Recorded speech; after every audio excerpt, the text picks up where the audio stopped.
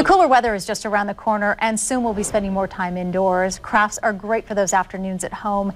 Heather Mann is a blogger for Dollar Store Crafts, and she's here with some great project ideas. Nice to have you here.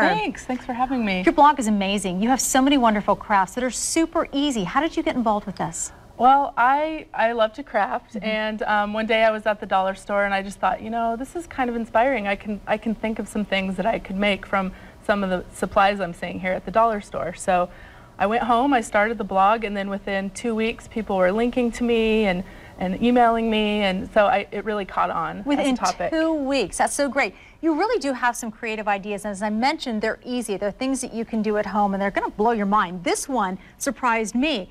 This is an apothecary jar that you made, and these can be quite expensive if you find them in a retail store, right? That's right. You can get it at Pottery Barn. Something like this would be about $49 for this size, or you can get it at a lower end store for about $20. Okay, so let's take a look at how you put this together, because there are a few different components to it. Okay, so it cost me about $4 at the dollar store. Wow. I bought this big vase, a candlestick, a small glass jar, and then I got this knob somewhere else at Target. Sure. And then what the key ingredient is this glue. It's called E6000, and it's a glass glue. So do you find that at a craft store or a hardware store? You can get it at a craft store, a hardware store. The glue section pretty much anywhere should have this E6000. Okay. So all you need to do is clean off your glass before you start, flip it over, put some of this glue. I usually put it around the rim of the candlestick, and then just stick it on there. Let it dry. You let it dry for about an hour, and then same deal with the lid. The little glass bowl, put some glue on it, put the knob on, let it dry, and when you're done, you flip it over, and this is what you have. This, and then if you don't want to mess with all the gluing, the gluing we just did, right? You can also get this small candy dish at the dollar store, and the lid. That is really terrific. Just like a regular lid. Isn't so that that's great? 3 steps. And so affordable. Yeah. Okay, the next thing we're going to show you is a set of mirrors that Heather made into one mirror. And I'm going to hold this up.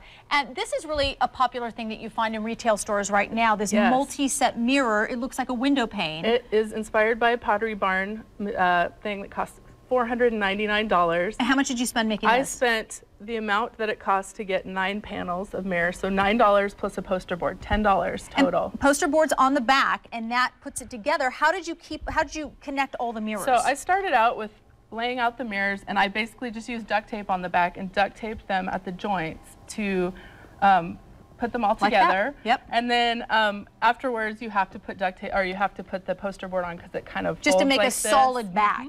That's amazing. Yeah. Wow, so affordable. Okay, this is a really fun project and something that the kids would love too. You have just an ordinary tray here that you picked up at the dollar store. That's right. And the only special thing about this tray is that it is not made of aluminum, which means the aluminum isn't magnetic, but this is made of steel. So it's magnetic. Use a magnet to test if you're worried before you buy. Okay. Right. So you bought the tray, and then what did you do? So I bought the tray, and then I have this other little secret trick, which is chalkboard paint.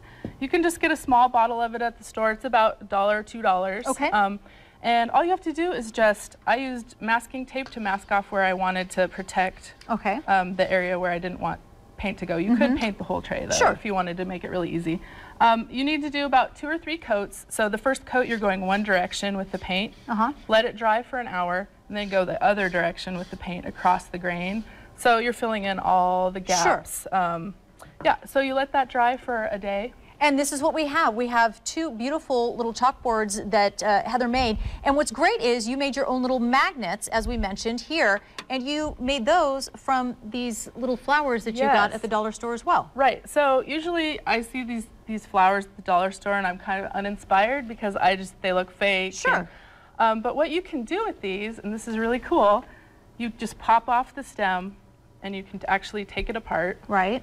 So deconstruct the flower. You deconstruct it, you separate it into petals, and then I used a paper punch that looks like flower petals with some scrapbooking paper, and I just layered it. And this is the final product, and then you just put the magnet on the back, and that can go right onto your board. That's right. And then all you do is take a little bit of ribbon and glue it on the back, and it can hang or do whatever you'd like with it. That's right, and you can embellish it any way you like according to your taste. You can make it shabby chic or... I love it. Yeah. You are so good. Thanks. Good stuff and fun and easy. Doesn't get better than that. Thank you, Heather. Thanks. Really neat stuff. If you'd like more information about these projects and others, check out dollarstorecrafts.com.